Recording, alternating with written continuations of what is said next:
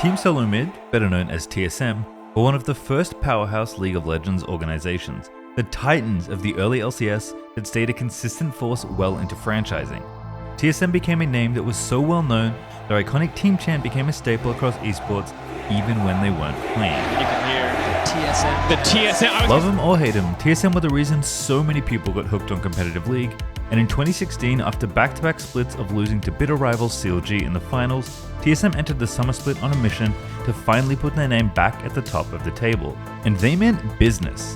In spring, they created a super team by acquiring Doublelift, the greatest player in LCS history, to pair up with Bjergsen, the other greatest player in LCS history. But it wasn't good enough. TSM's experiment with European support legend Yellowstar has not gone to plan, and the team is in panic mode after losing to the same CLG they just took Doublelift from. If TSM are going to reclaim their former glory, they're going to need to make a change. But the move they make catches everyone off guard. To me, these 5 players will always be dubbed the Boys of Summer.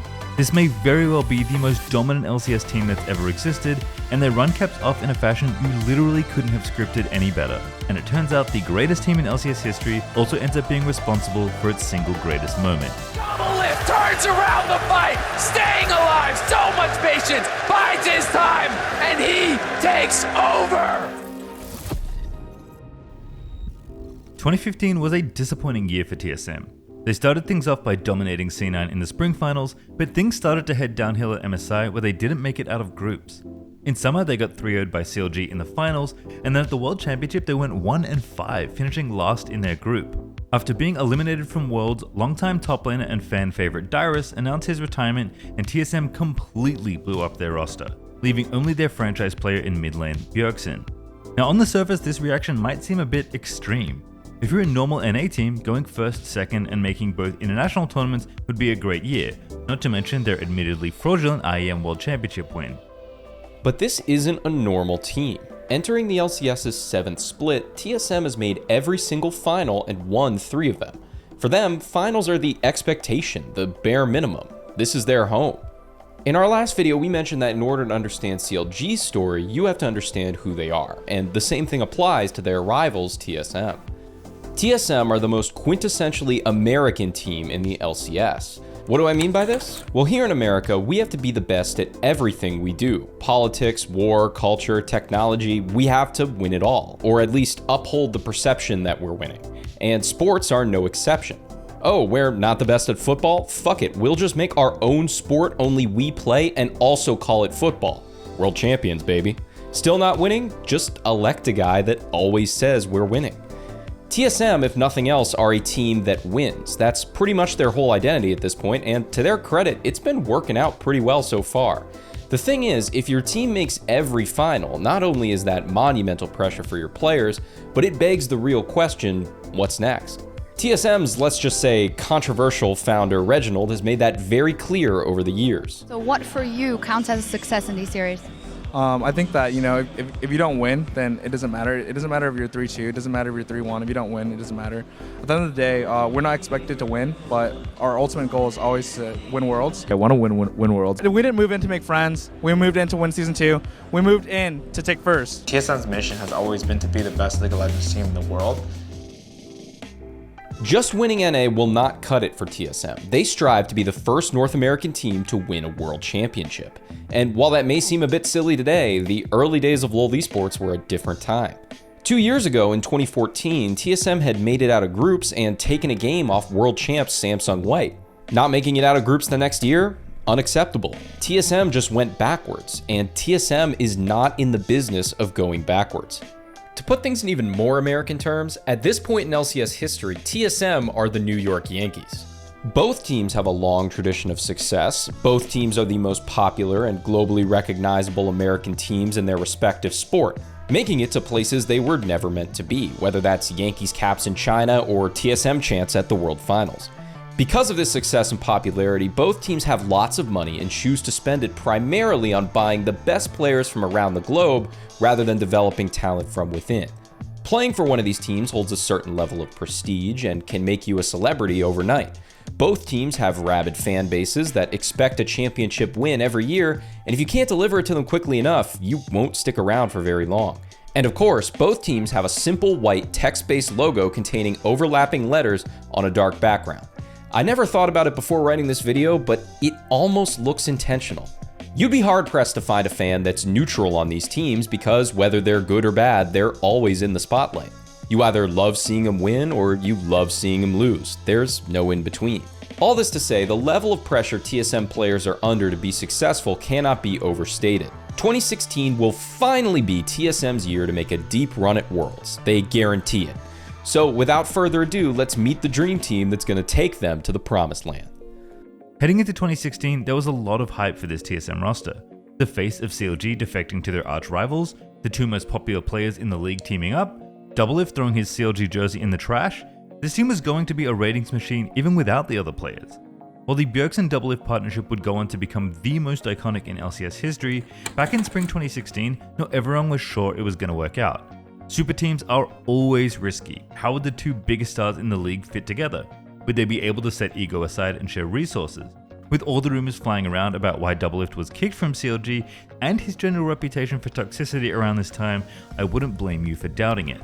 Let's meet the rest of the supporting cast, shall we? Kevin Hortzy-Yarnell was originally the youngest member of the team. After a breakout rookie season on Gravity, getting picked up by TSM was a break almost as big as the shoes he had to fill by becoming Darius' successor in the top lane. Meanwhile, in the jungle, TSM decided they needed another Danish player whose name starts with an S and ends with an N, picking up SK Gaming star jungler Sven Skaren, who had been a standout carry player in the earlier seasons of the then EULCS, but had fallen on hard times after a poor 2015 summer led to SK being relegated by some unknown team called Gamers 2. He'd actually played with his fellow countryman Bjergsen before back on NIP in Europe, and Bjerg must have wanted to play with him pretty badly, because TSM had to win a bidding war with H2K for his services that ended in Sven Skaren breaking a verbal agreement to join the squad. With Doublelift leaving CLG, he left behind Aframu, the best support in the league. So with no domestic upgrades available, TSM did the next best thing and grabbed the best support in Europe, Yellowstar. Fresh off the LEC's first and only undefeated regular season where he won the MVP award, followed by a trip to World's semi-finals, this move looked like an absolute slam dunk, which makes it all the more confusing when he completely flops. Now a lot has been said about the disappearance of Yellowstar over the years, but it's too long of a story for us to get into now. All you need to know is that we did not get this Yellowstar. We got this Yellowstar. We're doing a lot of pinging onto that position. There's a flash and the hook. Wow. A flash and nothing really from Yellowstar. Things get hectic here at the Esports Garage, and that's why I'm excited to tell you about the sponsor of this video, Factor. Factor lets you eat stress-free with their delicious, ready-to-eat meals. Every meal is fresh, never frozen, chef-crafted, dietitian approved, and ready to eat in just 2 minutes. More than enough time to make sure you're eating good between solo queue games or watching our videos. You can choose from a vast weekly menu of 35 options that cover a huge variety of dietary needs, including popular options like Calorie Smart, Keto, Protein Plus, or Veggie and Vegan. At the Garage, we love how flexible Factor is, and it makes staying fed in and out of game something we don't even have to think about. Factor's flexibility means you can change your order options every week with plans for 4 to 18 meals a week, as well as the ability to pause or reschedule your meals at any time. Unlike the infamous Darius microwave incident, there's no concern about you messing up here. Just easy, flexible meals sent straight to your door at your convenience. Head to factor75.com or click the link below and use the code 50esportsgarage to get 50% off plus free shipping on your first Factor box. That's code 50esportsgarage at factor75.com to get 50% off plus free shipping on your first box. Thanks again to Factor for sponsoring this video.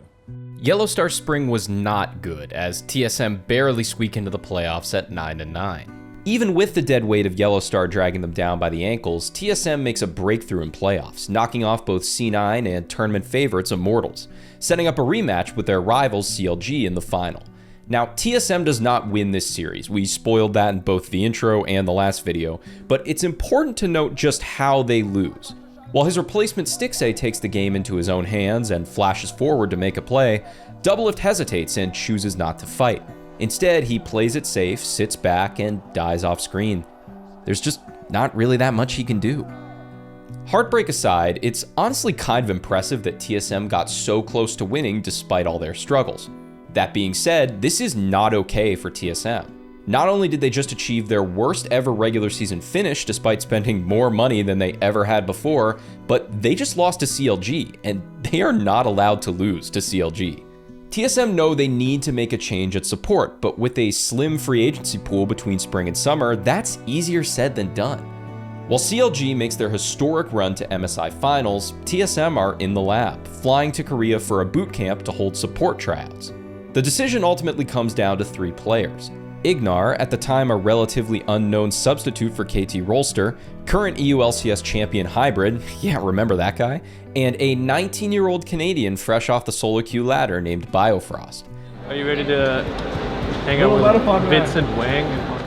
Biofrost was definitely a rookie, rough around the edges and unfamiliar with how the competitive game worked, but by the end of the boot camp, TSM thought he had better mechanics than Hybrid, and while Ignar impressed, he had trouble communicating his ideas with the team, so the job went to Vincent. Now remember earlier when we said that playing for TSM was a lot of pressure for any player, even a veteran, to handle? Well, imagine being Biofrost right now. Not only are you making your pro debut for TSM, always a daunting prospect, but you're paired with Doublelift, the best ADC in the LCS, who has been supported over the years by legends like Chowster, Aframu, and Yellowstar. And if a player like Yellowstar can't do it, how the hell could you? You're the new guy, standing in the shadows of giants, paired with a great player who has a reputation for being a difficult teammate. And somehow you're supposed to be the guy that's gonna fix this roster. Oh, and by the way, you've only got 1 split to do it. They picked you for your potential, and you're gonna need to realize it fast, or there will be problems.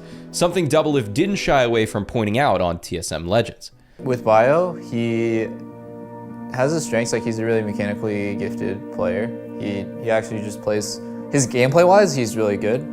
The only problem is he's really inexperienced, you know, like you can take a great player and if you put him on stage, he might have, you know, a panic attack, or he might have really bad anxiety and just be extremely nervous. Now we point this all out because if you're Doublelift here, you're at a crossroads. You just got kicked from CLG and went to their arch rivals with a promise to run the league, but that didn't happen. If things don't work out this summer and the super team blows up, where does your career go next? Probably nowhere good. Doublelift was kicked because no matter how good he was on the Rift, his conduct off of it, particularly conduct directed towards the less experienced members of his team, was so bad that it wasn't worth keeping him even after he delivered the team their first LCS title. And if he ends up being the face of TSM's downfall the very next year, well, you've just burned bridges at the 2 biggest teams in the league. Sneaky is pretty much untouchable on C9, so you'd have to go to another team which at this moment in LCS history is not a recipe for winning. But the reason so many fans love Doublelift despite his flaws is because his story is deeply and profoundly human. We've watched him go from an awkward 18-year-old crashing on Travis Gafford's couch to a hotshot trash talker to the league's premier AD carry. We've seen him change over the years and grown up with him. With the benefit of hindsight, we know Doublelift went on to become the undisputed GOAT of the LCS, but that didn't feel like a certainty for many years, and it sure didn't happen overnight. He wasn't always perfect, or even good. Can anyone watching this video right now really say they never squandered a great opportunity when they were younger because they were kind of an asshole? I know I can't. But just like the rest of us, his experience and mistakes over time turned him into the person he is today. And this split, maybe more than any other, wound up shaping the rest of Doublelift's career. So in the face of adversity, will Doublelift step up and become a leader on this team and the mentor Biofrost needs to blossom? Or will he fall back to his old patterns and destroy this team from the inside out? The clock is ticking. With Worlds right around the corner, TSM's bid to take over in the summer of 2016 needs to start with a statement.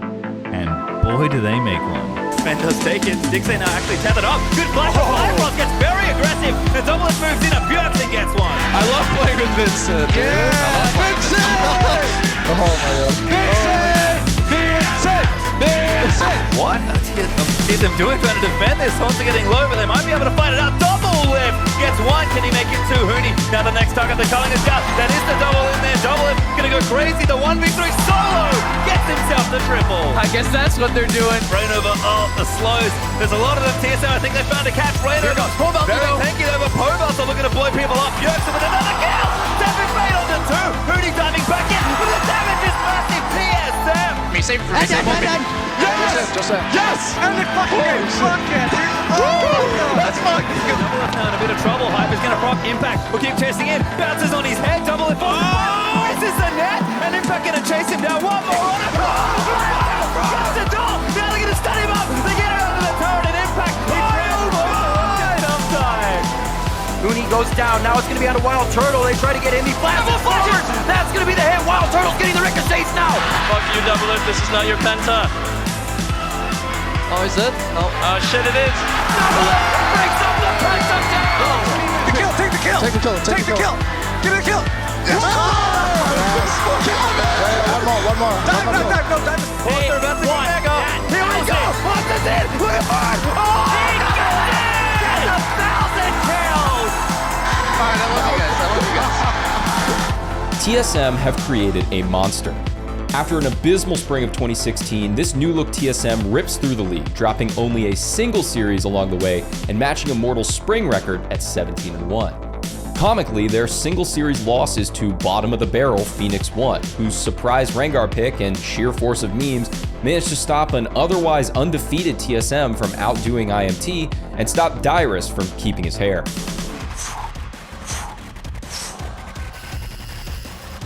Oh, yeah. Now, it's important to note that this split is a very unique one in LCS history. This whole year, in fact, is basically split into two very distinct halves that, depending on your point of view, might make their regular season run more or less impressive than Immortals in spring. You see, summer 2016 is the first ever time the LCS regular season has been entirely best of threes. Fun fact, it's also my first season of the LCS. So while both teams had the same 17-1 overall record, TSM actually wound up dropping 6 individual games. On the one hand, playing 18 single games straight and only losing one of them is very impressive, but winning that many series when you have to play at least twice as many games per opponent is no small feat either. Some may argue that the win percentage in best of 3 is simply worse than best of 1, and I'll buy that. Some might also point to best of 3s giving teams more leeway for mistakes, which might make TSM's record a bit less impressive too. I think in both cases, Immortals and TSM forever cemented themselves in LCS history, and even though they got there in different formats, it's still a monumental achievement. Semantics aside, you can't deny that TSM had a historic season. They started 14-0 in matches, the best mark in LCS history. They had insane objective control, securing 70% of Barons and 77% of Dragons in their games. They were almost never behind, posting the third lowest major deficit percentage of all time at just 8.1%. And they had the fastest average game time in the league at just over 33 minutes. Bjergsen won MVP as usual, and Biofrost won Rookie of the Split, finishing with a KDA of 8.2, the highest in the league and good for the 10th highest KDA across a split in LCS history, the second best for a support. And first team All-Pro consisted of 4 TSM players and Reignover. Now, I just read you a bunch of stats, and they're very impressive, but as I was sitting here writing this part of the video, it felt a bit hollow, and I realized what really made this team special wasn't all the numbers, but the cultural impact they had on North American League fans. Is that a sausage? Literally, it's somebody's like partially eaten sausage. This team was effortlessly good on the Rift and just as charismatic and entertaining off of it. Now, we've said a million times in this video that TSM was the most popular team, but I don't think fans today understand just how huge they were, how week in, week out, hundreds of thousands of people from all around the world were passionately invested in this team's success. And there's no better way to show that than by taking a look at their YouTube channel. In the year 2016, TSM published 57 videos on their YouTube channel that were directly related to their league team. Those videos averaged 428,000 views. To put that into perspective, Kadril, the largest English-speaking content creator in League of Legends today, averaged just 334,000 views on his last 57 videos as of the day we wrote this video. Anyway, all this to say that this roster really embodies the LCS golden age at its best. A time when the league first filled stadiums and orgs were turning into real businesses, but before franchising and promises that were too big to keep. The scene still had much of the authenticity that made fans fall in love with it back in the early days, and most pros still streamed regularly.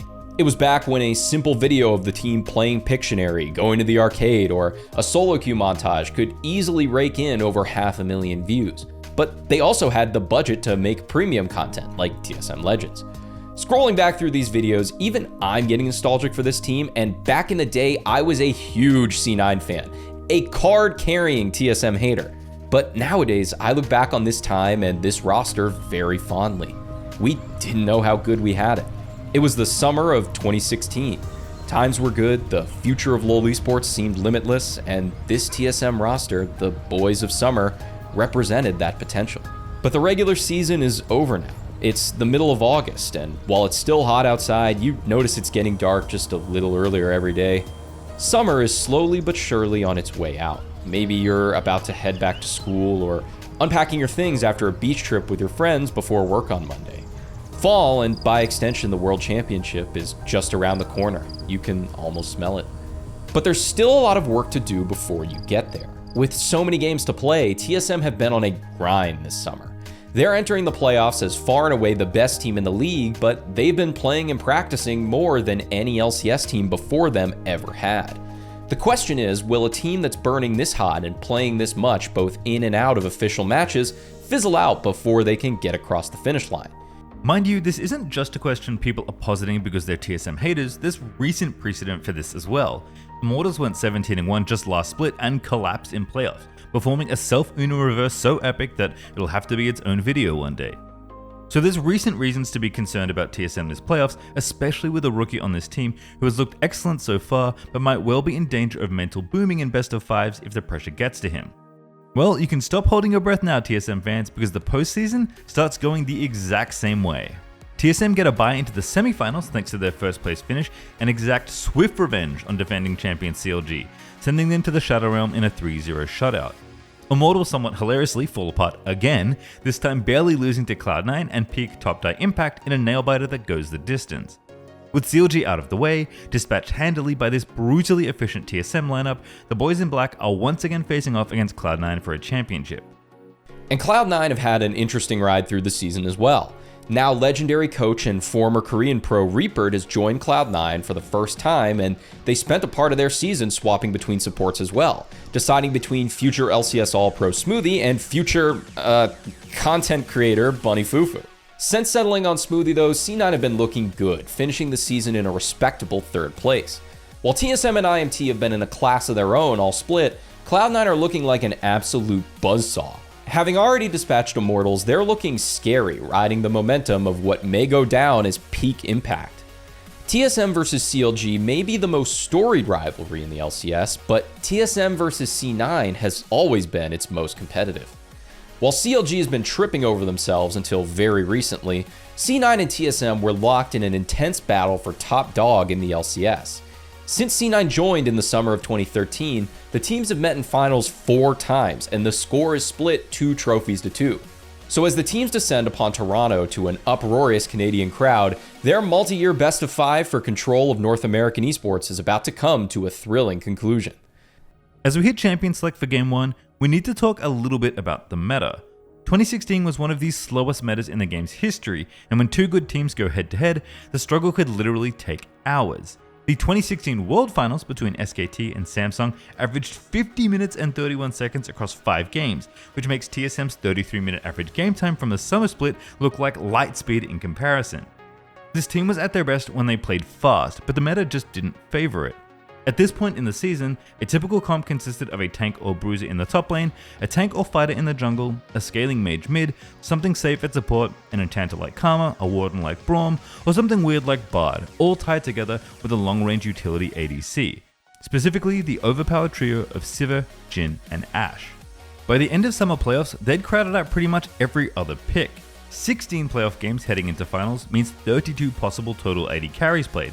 Of that number, 30 of them were Sivir, Jhin, or Ashe, with just 1 Caitlyn game and 1 Ezreal game tacked on as an afterthought. This means that Doublelift has played a total of 5 unique AD carries this entire summer, and that's with the league playing best of 3s for the first time ever. It's not that Doublelift had a shallow champ pool for what it's worth, the AD meta was just that boring. His opponent Sneaky, long regarded as one of the most flexible ADCs in the West, managed, drumroll please, 6 unique champions. That being said, this meta definitely favors Sneaky. He loves his utility AD carries, and in particular, he's regarded as the best Jhin in North America. He can play the hard carry champs, but he's perfectly happy in utility world. While Doublelift is still the best ADC in the league even on utility picks, it's no secret that this isn't his favorite meta. His most played champ in the regular season is Lucian, a pick extremely lacking in both range and utility, but with pop-off potential you just can't get out of a Jhin or Sivir. Doublelift's elite Lucian play is part of what made TSM the fastest team in the LCS, but in the playoffs TSM seems to have finally accepted the meta and slowed down their play, dropping the Lucian pick entirely. C9 notices this and bans out Sivir and forces TSM to pick away the Jhin from Sneaky, leaving Sneaky to pick Ashe, a trait he's perfectly happy with. But draft is just draft. TSM have been the team to beat all split long, so Lecce shows up on the final stage. It's time to start. Let's go into game one. And fights are happening. Hawks in a bad spot, but also a nice fight in the bot lane. The pillar catches Biofrost, who doesn't have a way out and just dies. Doesn't even pop the gray health, and now Doublet's in danger. He's gonna go down. A double kill for Sneaky. C9 2v2 outplay in the bot lane. They don't get one, they get two. The flash into Devour. Biofrost keeps him safe for now. Bjergsen exhausted, running away for dear life, but Sven still burns down the poison. Beautiful Just pillar. too much for him. Pillar to buy him at a time. Huge knockouts, and here comes the backline access. C9 have already picked up one, but how many more can they really get? The snipe goes through. Meteos takes him out. It's a 5 versus 2. The Solo's trying to keep it up. Bjergsen burning down. He's gonna lose his life. That's it! As they go, and game one goes to Cloud9. We're good, dude. We had like a bad game. Everyone has a bad game. You're doing great, man. Be confident.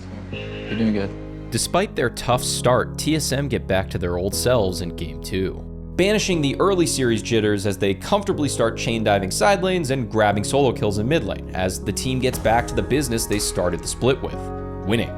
With the series tied up, Game 3 sees Meteos going back to Old Faithful in Zac. He and Svenskeren end up spending the early game trading successful ganks before C9 makes some big errors in the mid game and allow TSM a foothold back into the game. Even with Impact's heroics, it seems as though Cloud9's search for a third trophy is gonna have to wait another split as TSM finish off Game 3 like a solid pizza chain, delivering a win in less than 30 minutes. With the series now hanging in the balance, TSM change up their draft strategy slightly and give Doublelift last pick, finally allowing Sneaky onto his pocket pick Jhin. TSM are giving Doublelift the ball and putting the game on his shoulders. So, for the 22nd time this season, he locks in his number 1, Lucian.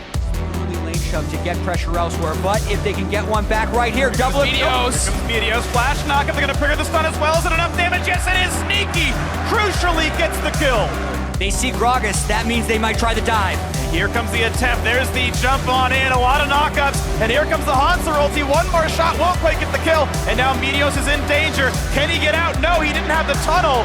Here comes Doublelift going for the chase, Sneaky's gotta be careful, shoots left, right, but that's gonna put him in range of a pillar. Where does he even go from here? Shadow coming across, one more hit will do it, he's ticking down, and Doublelift, one dash will kill him. He comes in under the turret and gets that kill picked up. That a little bit, but there's a fight breaking out. Meteos begins. Meteos, Guardian Angel in the front line, taking out of health, and he's going to pop the GA. Svenskeren a bit low, but not low enough. Staying alive, flashes that with his life, and Meteos still at the chase. And one more pillar, one more shot. Doublelift takes him down. Now into the back line, Hanser, John to go he can, but Impact is certainly scary. Flash for the chase, a snipe from Sneaky, and now Bjergsen getting chain CC. The pool is on cooldown. A few more hits will do it. The house comes down, and a shutdown is in. Doublelift is super low. Very, very low. One more clock tower goes in. And now you wonder if C9 is going to try and section these guys off. They're a supportless team. They do have the advantage. And Weaver's wall's still up. They can completely cut them off. Here comes the play. Meteos' Guardian Angel finds the front line. The knockback comes in. Doublelift gets the ulti in. Here comes the battle. Smoothie has to kite back. Shield is on. Sven's going to lose his Guardian Angel as well. And here comes the revive from Meteos. He's going to go down. Bjergsen down to half. Here comes the battle back as Sven's going to lose his life. Both junglers now dead. 4v3, but Smoothie's injured. They've got to be careful. Doublelift to clean it up. There comes the damage shot, but Smoothie's gonna go down. Hanser staying alive. No! The Megadar! It's up to Impact! And Impact is the hero! Down to Bjergsen! And he's gonna use the Zonias. Now what's left for him? Jensen gets him! It's an ace for Cloud9! Impact is a god in this series! It's hard to overstate just how much innate tension rests in this particular game. If Cloud9 manages to snatch back the momentum in this series, it feels like TSM's breakneck pace is going to finally land them in a state of exhaustion they can no longer recover from. The longer the series go, the more the cracks will start to show, and C9 as the underdog are refusing to relent. They are in the driver's seat in this game now, and even though it's no sure thing if we were to play a 5th game, the pendulum feels like it's swinging away from TSM. Come 40 minutes into this game, and Cloud9 seem to have found the opening they need to earn the right to play one final game. After the supports trade out, a pinpoint Weaver's Wall out of Jensen divides up TSM, and the unthinkable happens. Bjergsen gets sectioned off and taken down, and the rest of TSM are left walking away with not even a full health bar combined between the 3 of them. The fight isn't over, but it doesn't seem like there's anything left to play for here. Doublelift has not even a quarter of his health left, and TSM have a damage and a front line that any missteps are not just going to end this team fight, they're going to end the game. So in a split second, Doublelift makes a decision that's going to change his career forever, one that will alter the fabric of history indefinitely. He decides to fight. No Guardian Angel for Meteos, whereas TSM still have two. The Weaver's Wall! Weaver's Wall catches up a couple. Now can they have the follow-up damage? A couple of stuns come in. They've got Bjergsen, and they shut him down with a 1600 damage crit. Double flow. Meteos, another knockup, trades his life, but it doesn't. Gets the GA. Double killing them all. Kills everybody. They've got three. Impact goes down, and ace for TSM. Doublelift turns around the fight, staying alive, so much patience, bides his time, and he takes over. TSM cement themselves as the most dominant organization in North American League of Legends and win their 4th North American Championship.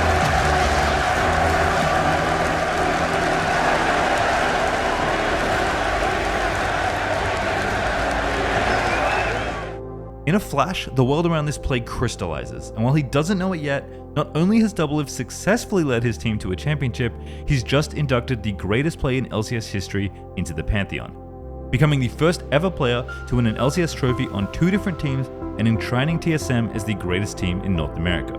But more than that, this very well could be the best team in LCS history, at least at this moment. They may not have had the longest reign, but they arguably had the highest peak. The manner in which they won their games, the force and speed at which they beat teams looked at times world-beating, and despite having to shake off a few blows from their ever-present rivals Cloud9, they finished their almost perfect regular season with only a single loss en route to the hardware and the #1 seed at that year's World Championship. But the story does not end there, because the only thing more compelling than the greatest player in LCS history making its greatest play is that same player's most infamous one. How much is the follow-up damage? Perfect shield from Core JJ. That's going to be Kube burning down. The chase in and Doublelift gets 1. He gets 2.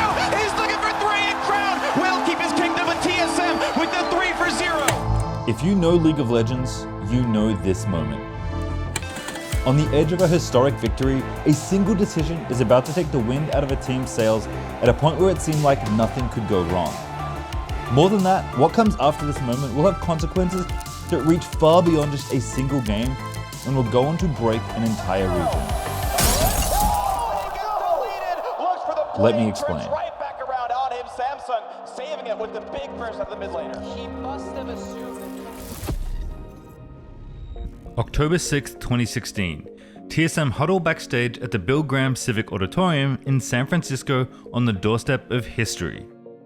They're about to take the stage against Korea's Samsung Galaxy, and though they don't know it yet, they carry the weight of North American League of Legends on their shoulders. But before we can get to the game that changed everything, we've got to zoom out. Everyone knows Worlds 2016 was a special event packed with great storylines. T1 and Rox Tigers would play a legendary semi-final series, a little team called Albus Nox Luna would go on the most unexpected run in World's history, and Meteos would master Lee Sin in just 70 minutes as North America hosted the event for the first time in 3 years. So coming into Worlds on home soil, TSM are feeling on top of the world, but their journey to San Francisco was anything but smooth. As we talked about in our last video, not only did TSM take back the LCS crown after a rocky start to the year, they produced the greatest moment in LCS history. Doublelift has seemingly banished his demons, proving not only that his 2015 win with CLG wasn't a fluke, but that he can be a leader, beating the bad teammate allegations by elevating talented rookie support Biofrost to championship level in just 1 split. Haunter was able to deal with top die impact, while Svenskeren continued to make every other jungler in North America look silly. And as always, the team has Bjergsen, Mr. TSM himself, holding down the mid lane. Not only did this team have 5 super talented players who were all coming off the best split of their careers to that point, but they were also an extremely coordinated team, playing quick, confident, and aggressive League of Legends. I can't overstate this, but believe me when I say the hype for this team was very, very real. Not only did it seem like they had the talent to compete with the best teams in the world, but their attitude and playstyle made them seem like a genuine threat. The speed and strength with which they won games was starting to attract genuine worldwide attention. Now here's where TSM landed on every surviving power ranking I could find from Worlds 2016. Polygon had them at 6th, ESPN, Emily Rand, and the Score Esports all had them at 4th, Inven put them 3rd, and Kelsey Moser put them all the way up in 2nd. Once again, this is not revisionist history or TSM fans flooding a Reddit poll somewhere. Real experts were giving them an outside shot of winning the whole thing. It seemed impossible that the hype for TSM could grow even more, but then, one day, mysterious videos started popping up on YouTube. And it helps playing the comp because your job as top catch is to practice making plays. Okay. Much as possible, like ult on cooldown onto mid or side lane or something. The final 3 games of a scrim set between TSM and SKT had leaked and were posted to Reddit. Now, unfortunately, games 4 and 5 have since been deleted, so while I can't show you the footage anymore, I can tell you that they were both fairly decisive TSM wins. Here it was, proof positive that TSM could contend with the best teams in the world, at least in scrims. Plus, unlike the other games, not only does Game 6 remain on YouTube, but it was uploaded with comms, giving us deep insights into TSM's decision-making process. Wait, you've never compared dick sizes with your best buds? Like, it's really normal. Guys, we're stripping SKT right now, by the way. Now, the first step to any Deep Worlds run is getting out of groups, and to do that, it's often advantageous to find yourself in a group that's not all that hard to get out of. While the World Championship wasn't quite as flooded with good teams back then as it is today, the fact of the matter is that even as a 1 seed from NA back in 2016, there are plenty of Pool 2 and even Pool 3 teams that could pose a real threat. It's all a roll of the dice, albeit a slightly loaded pair of dice as the pool system forbids 2 teams from the same region in the same group. At best, you could find yourself in a dream scenario like TSM, AHQ, G2, or H2K and INTZ, where they pretty much be guaranteed a top 2 spot barring complete implosion. And the absolute worst case scenario would be something like TSM, SKT, RNG, and Splice. So how does the draw go for TSM? Happy to be drawn into. Finally in Group D, we have North RNG, Samsung, and Splice. Samsung Galaxy from I think that's like and then Splice was drawn into round out. the second. Right. This group could All have these been. teams in action. The only way our group could have been harder if he had SKT. On the 29th of That would be good. That could have been that could have happened. Wow, we're so lucky we didn't get SKT in that group, Marth. Yeah, we only got the second hardest group. TSM find themselves shoulder to shoulder with perennial Worlds contenders Uzi and RNG from the LPL, Gauntlet winners Samsung Galaxy from the LCK, and Europe's 3rd seed Splice. While the Europeans should be relatively easygoing, the other 2 teams are going to be incredibly difficult to take down no matter how confident the NA champs may be. While everyone knows not to doubt Uzi, Samsung Galaxy are real contenders too and are not to be underestimated. Like Parth said, this is pretty much the second hardest group they could have drawn, and yet despite this, most experts and analysts still pick them to make it out of this group. And with groups held in San Francisco, the origin of Bay Life, this might as well be a home game for TSM as the fans roar their name. And representing the North American LCS, TSM!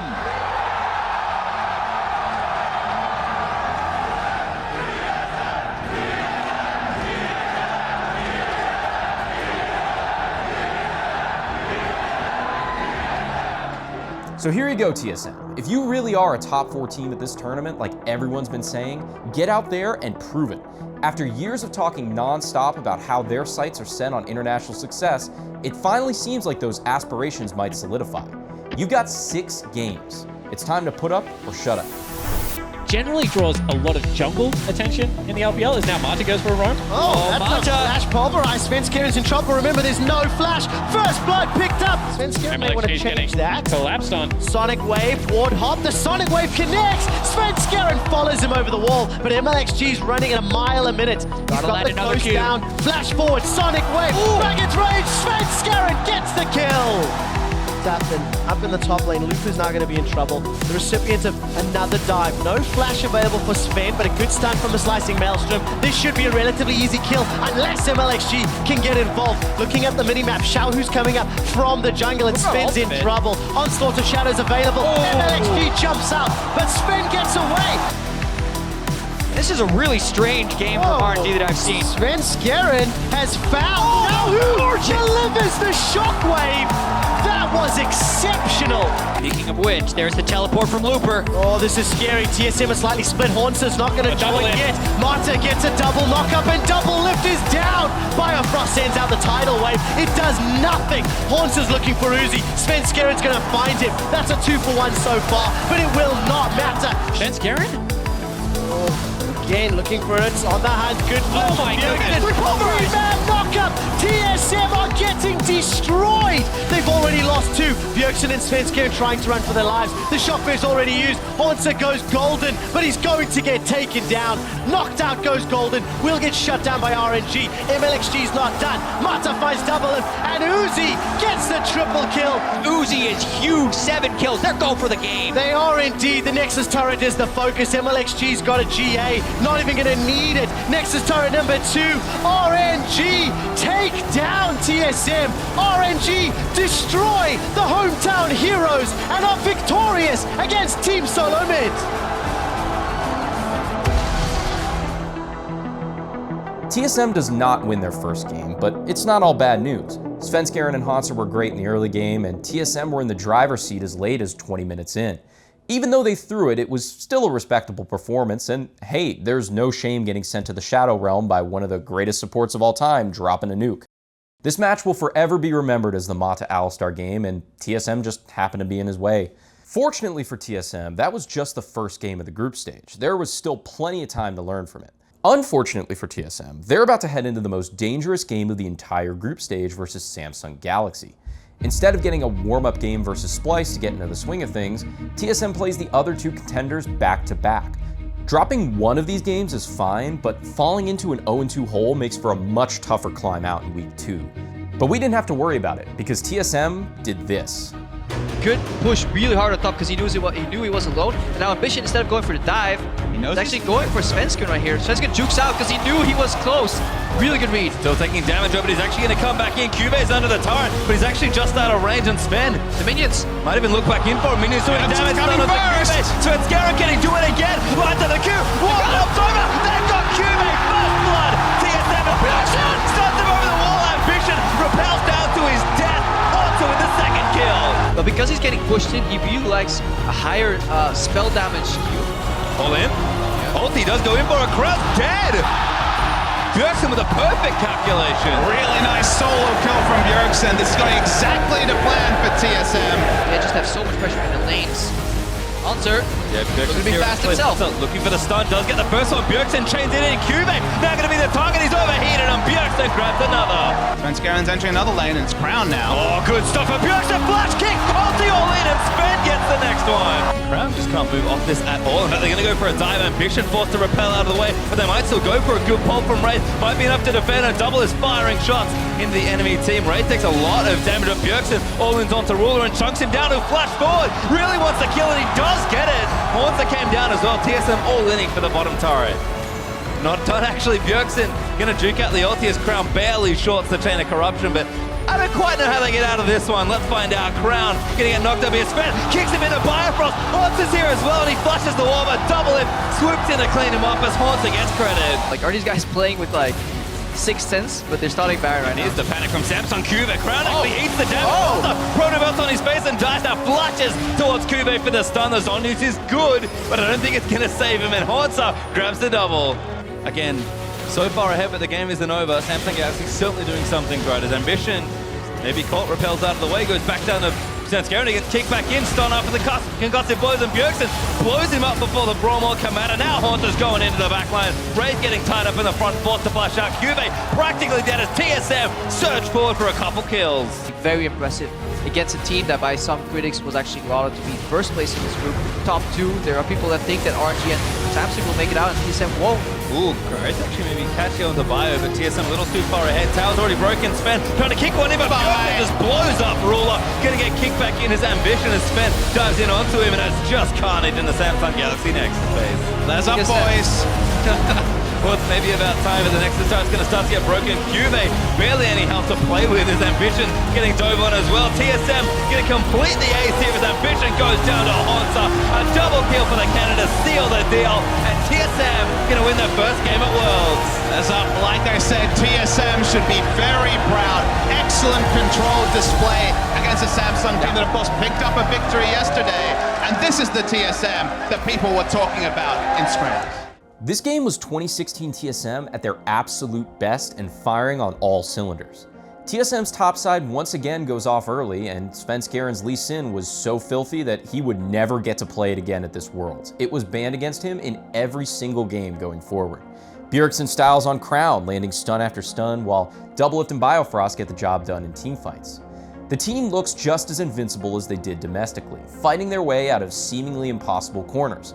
It was quick, clean, and aggressive. 18-1, nearly a 20k gold lead, pure domination from start to finish, and to this day, one of the greatest group stage games ever played by a North American team. Great game. We didn't get shit on. Now, Julian, you casted this game. What do you remember the most about it? To be honest, I don't remember anything. I've cast so many TSM games in my lifetime that, especially at Worlds, mostly tiebreakers that didn't go well, that I think I don't remember because it's happened more than once. So I'm gonna have to go back and watch this game, I think. I just called this in the script right before this part of the video. I said, this is the most important group stage game that NA has ever played. You, the foremost expert, you casted every big TSM moment in 2016. I was cutting together the montage for the last video, and I asked you a simple question, hey, what do you remember about it? You're like, oh, nothing stands out about it. Is that the Haunted Na game?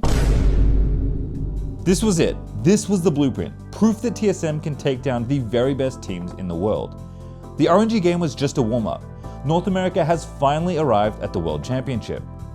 They've done the hard part already. Now all they need to do is take down Splice, and they'll be in a great position to advance. And while things are certainly messy due to one of their shot callers sounding like this. My voice is really bad. Like really bad. So just our vision control on Baron, I think. Dennis doesn't go super decent, so someone else should. On the bright side, they've now shown us that not only can they keep it close and even destroy some of the best teams in the world, but they also possess the resilience to fight back from a major deficit even when they're far from 100%. Sweet fucking stun! Holy shit. So with week 1 in the books, let's take a look at how things stand in Group D. The group of death is nowhere close to being solved, with TSM, Samsung, and RNG all tied at 2-1, each beating one opponent while losing to the other.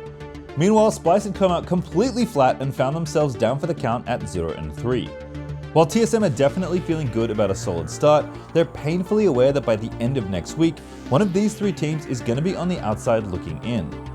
Unlike the first week, where teams get about a day to prep for their next match, in 2016 the second half of the round robin will be played out in what is effectively an all-day battle royale, with each team playing all 3 of their remaining games in just a single day, sometimes back-to-back until only 2 teams are left standing. Unfortunately, this part of the tournament has been a struggle for NA lately. After a decent start in week 1 of the 2015 World Championship, the NA teams combined to go an absolutely rancid 0-10 in week 2 of the group stage.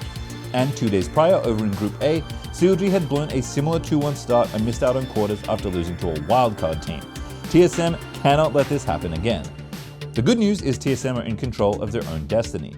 Coming into week 2, TSM are playing the very first game of the day. And who do they find themselves up against first? The same team they already deleted in week 1, Samsung. The path forward is simple. Assuming TSM beat Splice, and spoiler alert, they do, a 2-0 versus Samsung doesn't 100% lock them into the knockout stage, but it does get them pretty damn close and guarantees them at least a tiebreaker. If Samsung then goes on to beat RNG, TSM wouldn't just be through to the quarterfinals, they would lock first place in the group. As draft begins, Samsung makes one thing very clear. This will not be a repeat of their last game. In week 1, Samsung gave TSM everything they wanted and picked 3 losing lanes. This time, they start off by banning Sven's Lee Sin and Bjergsen Syndra, forcing TSM into a different look. They also first picked Jhin, forcing Doublelift, who has played only Jhin so far at Worlds, onto something different. The TSM bot lane had a bit of a rough week 1, doing alright versus Samsung and Splice, but getting pretty outclassed by RNG. Doublelift waved off the criticism at the time, saying in interviews that NA bot lanes just didn't push them as hard as Mata and Uzi, and while that's definitely true, he and Biofrost also definitely looked a bit off in their other games as well.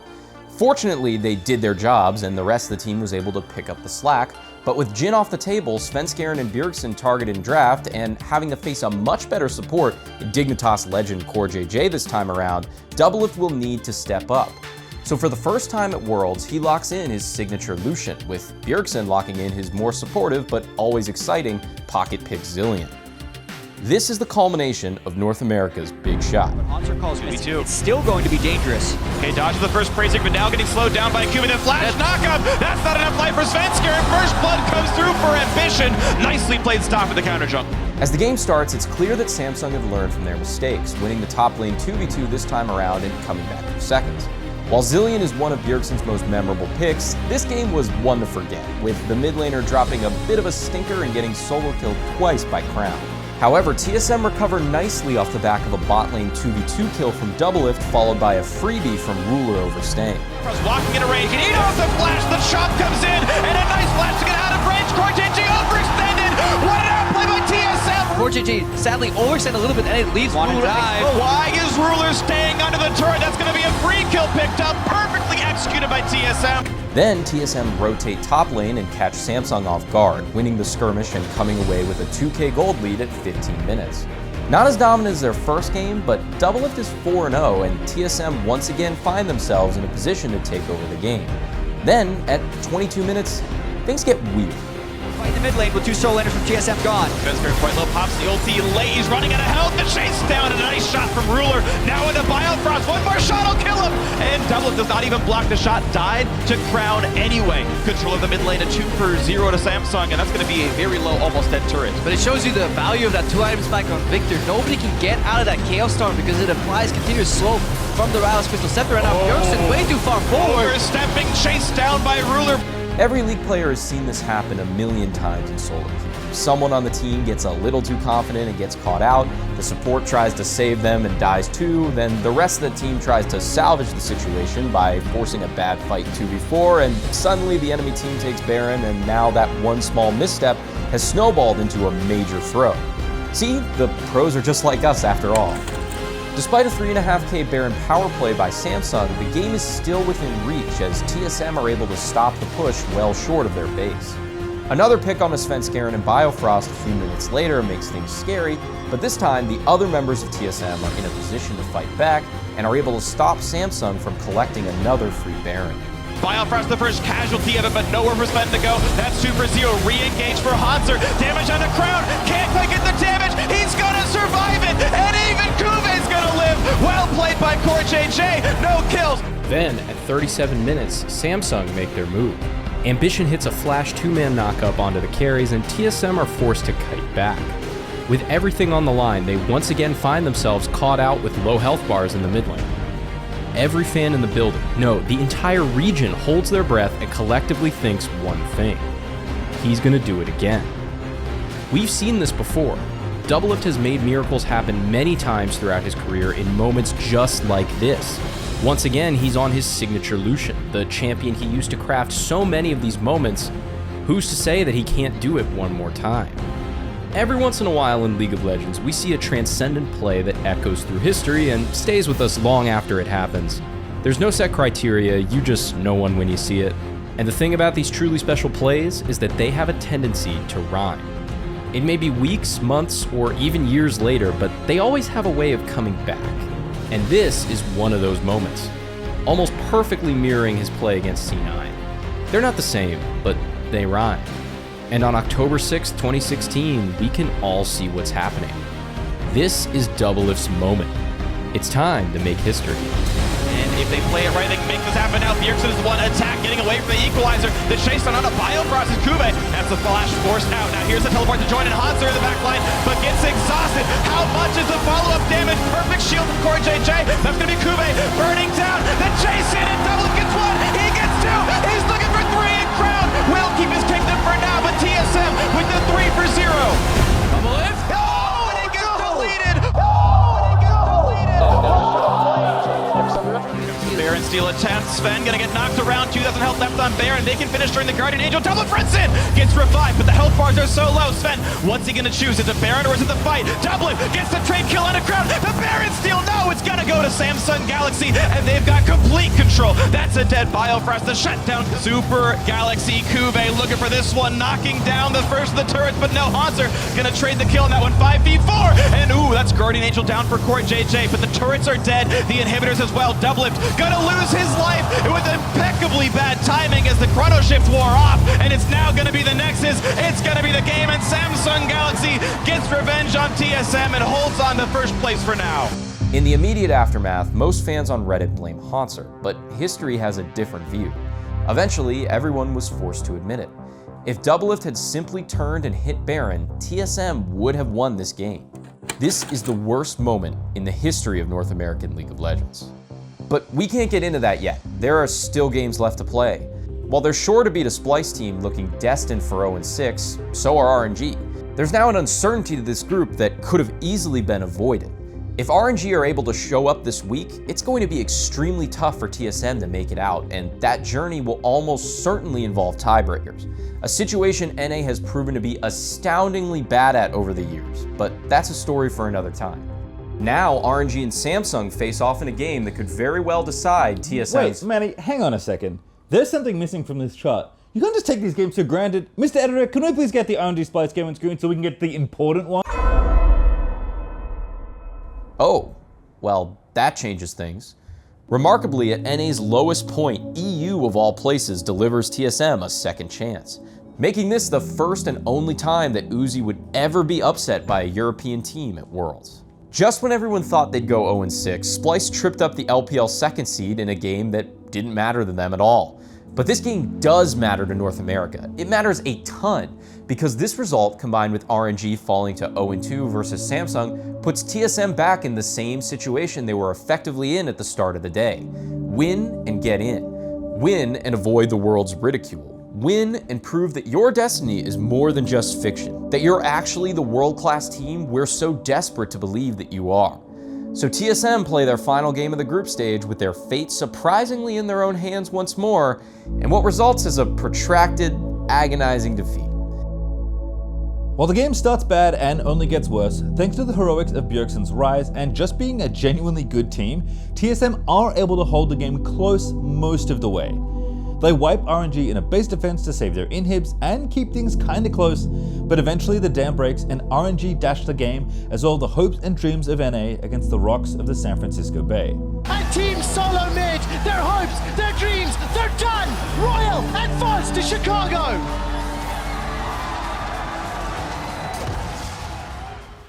Once again, TSM's attempt at heroics falls short because one of their stars wasn't a factor, with Doublelift dealing just 12k damage compared to Uzi's 43k despite getting the R5 counterpick. Even after everything that's happened today, he just can't say no to his Lucian. But that doesn't matter now. There are no more games left to play. Both teams finished the group stage with an ultra mid 3-3 record, but RNG's 2-0 head-to-head against TSM means they are the team that qualifies through, as North America is left wanting once again. No tiebreakers, no second chances, no more games left to play. With a whimper, TSM's campaign at Worlds 2016 comes to an end on home soil, sending shockwaves through the community that reverberate to this day. Now, you might be thinking, well, yeah, this place sucked, but did it really break NA? We've been knocked out in groups loads of times. Well, the butterfly effect is the idea that small, seemingly trivial events may ultimately result in something with much larger consequences.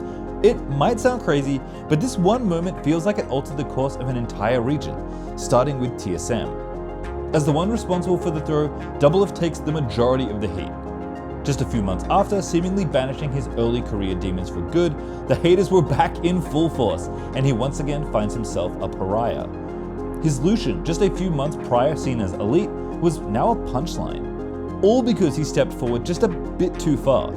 Doublelift struggles not only with harassment, but with the painful knowledge that on some level, they're right. He let his teammates down. The whole experience was so traumatic, he just needed to get away, announcing at the beginning of November that he'd be taking a break from competitive play.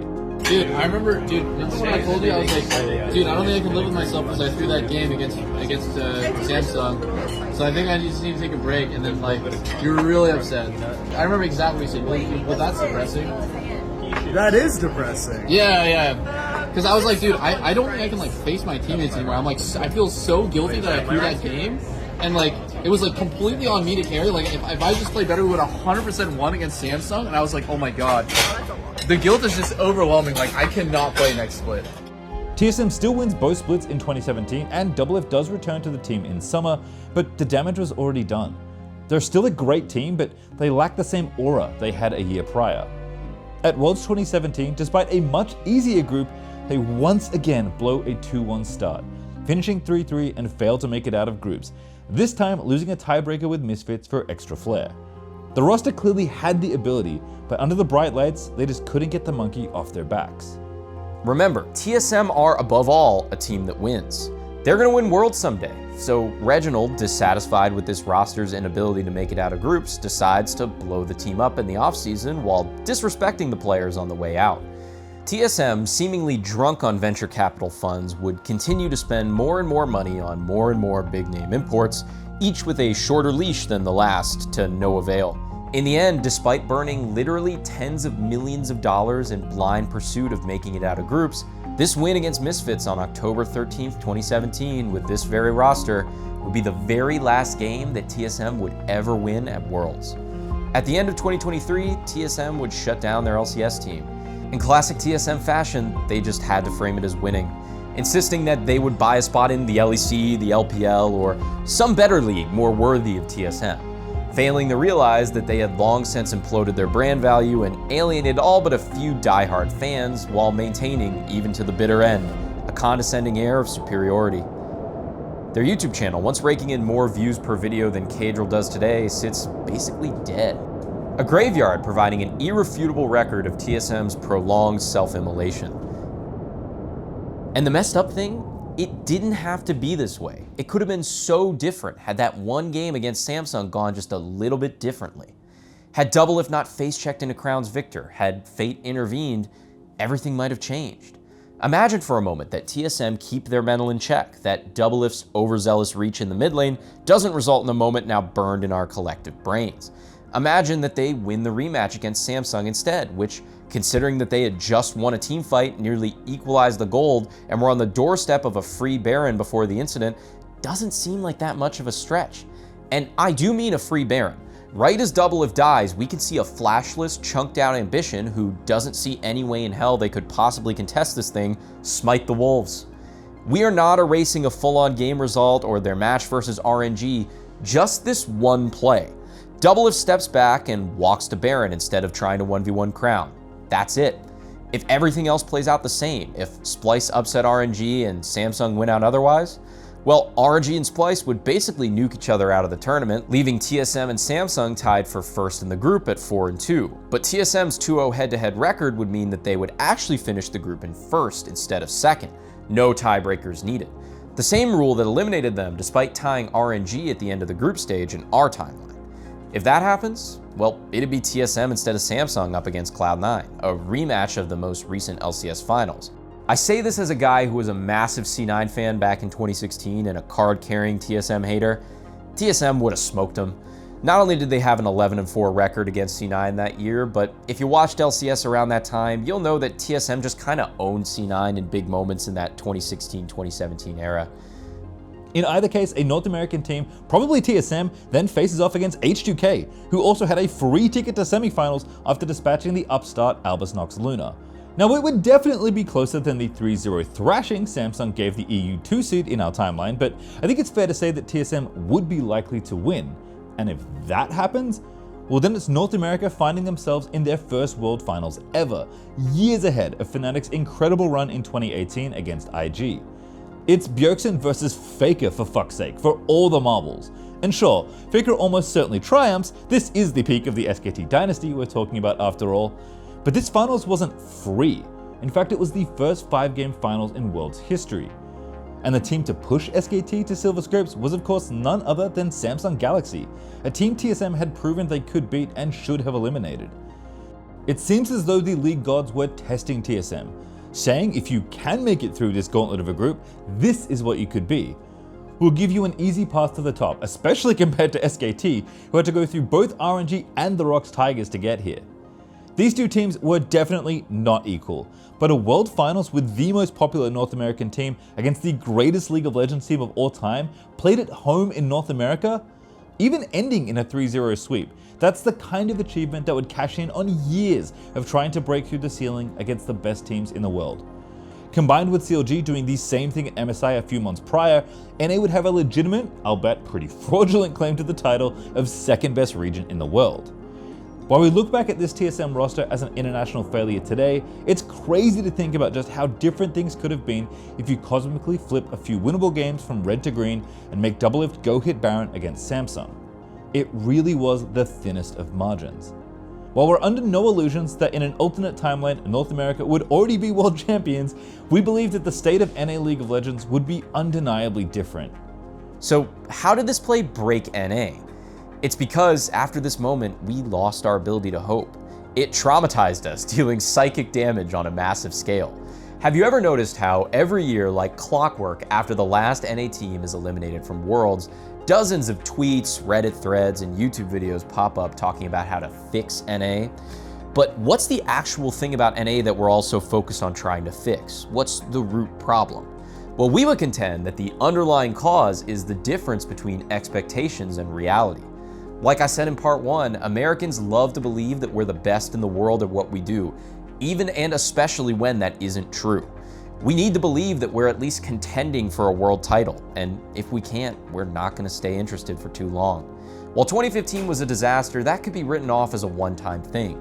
But TSM's failure to make it out of groups at 2016 was the beginning of NA fans reckoning with the fact that our teams probably can't win Worlds. Just 2 weeks after TSM were eliminated, a thread hit the front page of the subreddit. After watching SKT versus Rocks, I realized that NA as a region stands no chance at winning Worlds anytime soon. I think this play is the genesis of that feeling of hopelessness. It made us feel like, well, if this team, the best one we've ever sent, can't make it in the ideal situation with the clearest possible route to a world final that NA ever had, or given the sheer volume of LPL and LCK teams at Worlds nowadays, we'll ever see again, who can? And since 2016, with a few exceptions, this has largely been the theme for NA. With each new disappointment, it gets harder and harder to sustain the illusion that an NA team has a real shot at a Summoners Cup. The slow, painful downfall of TSM, NA's most popular organization, and the team built entirely on that illusion, only accelerated this process and has given fans an excuse to tune out. If things had gone the other way and TSM had made a run even to the semis, showing that we could contend with the best in the world, that it was at least possible to believe in a deep North American run at an international event, having our flagship team live up to the hype might have been enough momentum to lift the region. League of Legends exploded in North America in 2013, and LoL Esports was at its peak popularity here in 2015 and 2016 before fans slowly started to trickle out.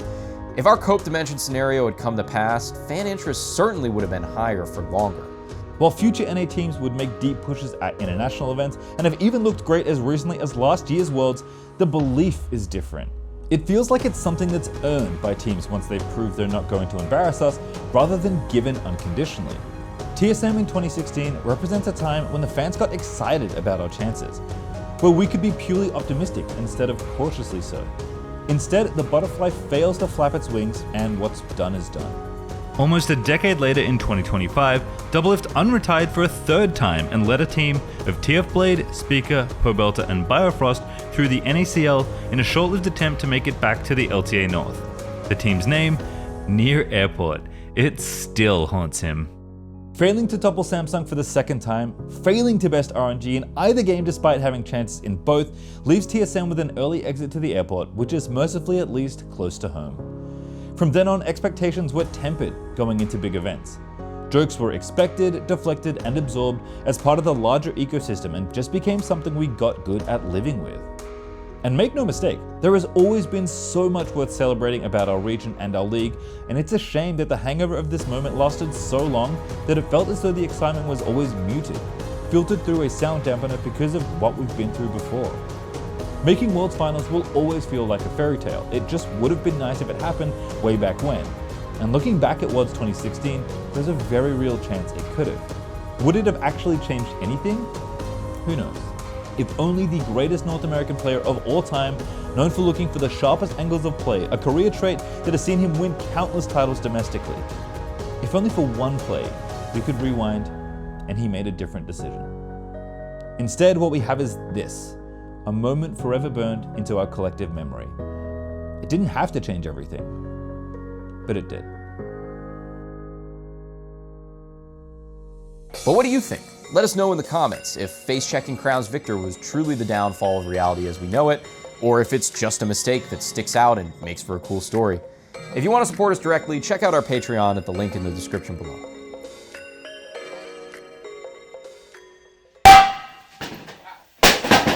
Well, that didn't work at all. Didn't make a crazy sound.